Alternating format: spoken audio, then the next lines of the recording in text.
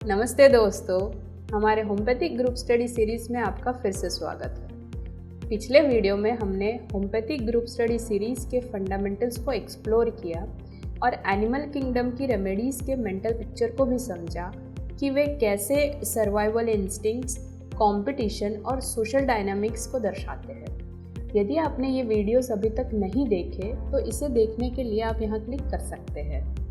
आज हम plant kingdom की रेमेडीज़ के बारे में बात करेंगे। इन्हें क्या बातें यूनिक बनाती है, ये ह्यूमन इमोशंस को कैसे रिफ्लेक्ट करते हैं और क्यों कुछ लोग इन रेमेडीज़ से नेचुरली रेजोनेट करते हैं। आइए जानते हैं।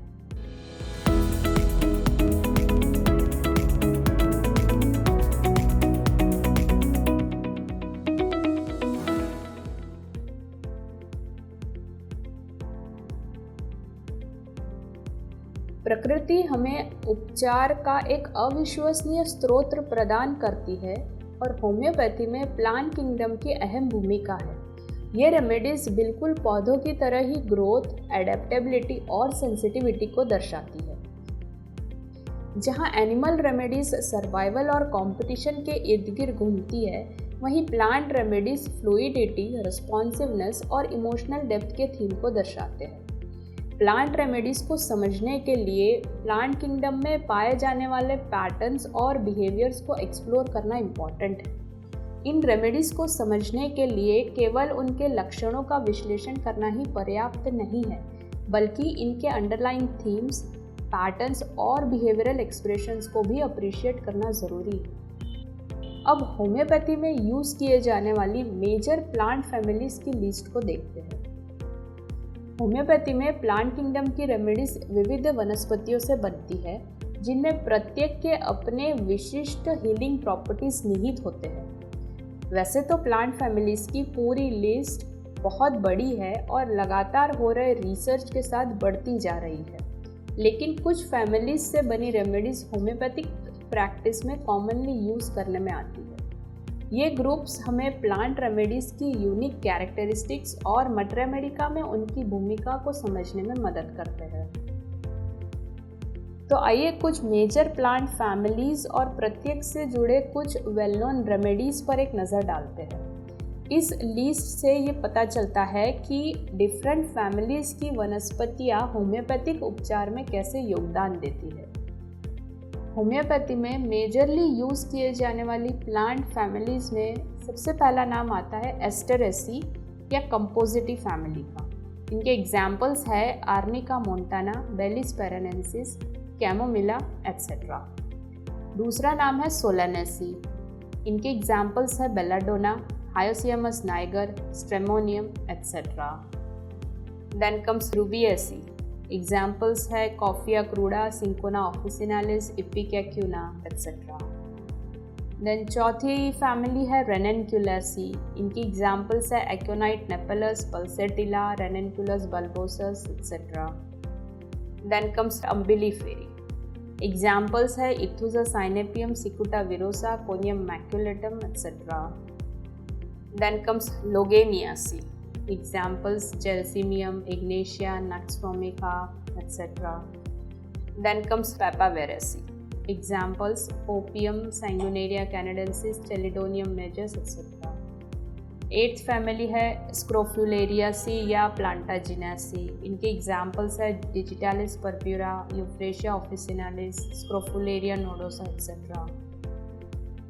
देन नाइन्थ फैमिलीज है लेग्यूमिनोसी। इनके एग्जाम्पल्स है Baptisia tinctoria, Physostigma, Melilotus alba etcetera. Then tenth family है Liliaceae. Examples are Aloe socotrina, Lilium टिक, सबार्डिला एट्सेट्रा। तो चलिए अब प्लांट्स के बेसिक नेचर को समझते हैं।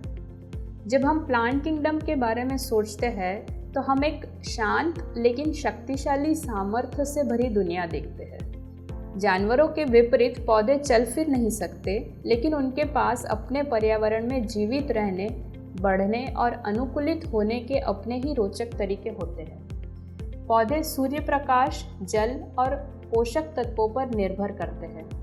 कुछ अपनी जड़ों को गहराई में फैलाकर नमी खोजते हैं, जबकि अन्य अधिक लाइट एब्जॉर्ब करने के लिए चौड़ी पत्तियां विकसित करते हैं। हर प्रजाति की अपनी अलग रणनीति होती है, चाहे वे चढ़ना हो, फैलना हो या जीवित रहने के लिए इंसेक्ट्स और फंगाई के साथ सहयोग करना। पौधों की दुनिया में जीवित रहने के लिए संसाधनों की खोज और सहयोग के बीच संतुलन लाना जरूरी होता है।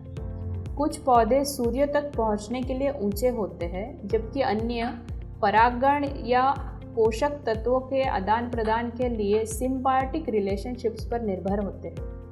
कनेक्शंस का ये इंट्रिकेट नेटवर्क इकोसिस्टम्स को संतुलित बनाए रखता है।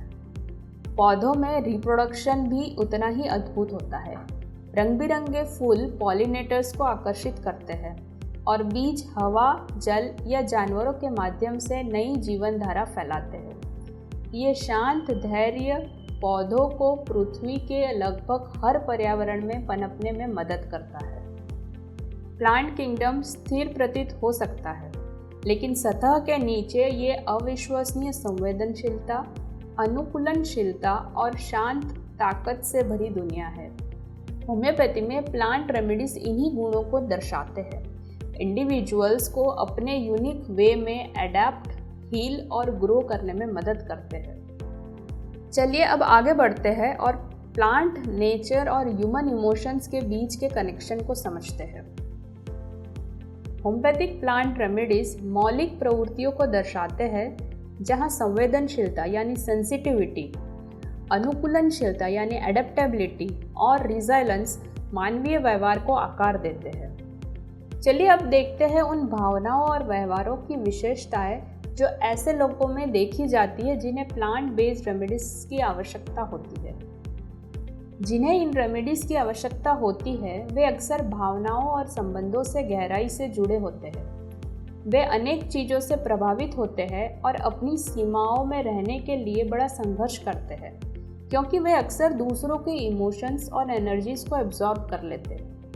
उनका मूड मौसम की तरह बदलता रहता है। कुछ दिन खुशी से बिताते हैं और कुछ दिन खामोश रहकर। वे हाईली एडेप्टेबल, कोमल और शर्मीले स्वभाव के होते हैं। वे सहायता और कनेक्शंस चाहते हैं, लेकिन निकटता से वे अभिभूत महसूस करते हैं। वे शांत, दृढ़ता और सामर्थ्य प्रदर्शित करते हैं और जीवन की कठिनाइयों के साथ सूक्ष्म ढंग से तालमेल बिठाते हैं। प्लांट रेमेडीज भावनात्मक संतुलन को बहाल करने में मदद करते हैं, जिससे व्यक्ति एक्सटर्नल इन्फ्लुएंसेस से प्रभावित हुए बिना एडाप्ट करने की क्षमता प्राप्त कर सके। प्रकृति में डीप हीलिंग के उत्तर छिपे हुए हैं और होम्योपैथी हमें इन रेमेडीज के जरिए गहरे स्तर पर जुड़ने का अवसर प्रदान करती है। ग्रुप स्टडी के माध्यम से हम अपनी समझ को निखार सकते हैं और इन रेमेडीज को कॉन्फिडेंस के साथ अप्लाई कर सकते हैं। यदि आपको यह डिस्कशन हेल्पफुल लगा हो तो कृपया इसे लाइक, सब्सक्राइब और शेयर करें, ताकि आप होम्योपैथी और नेचुरल हीलिंग के बारे में और अधिक जानकारी प्राप्त कर सकें। Thanks for watching. अगले वीडियो में फिर मिलते हैं। बाय।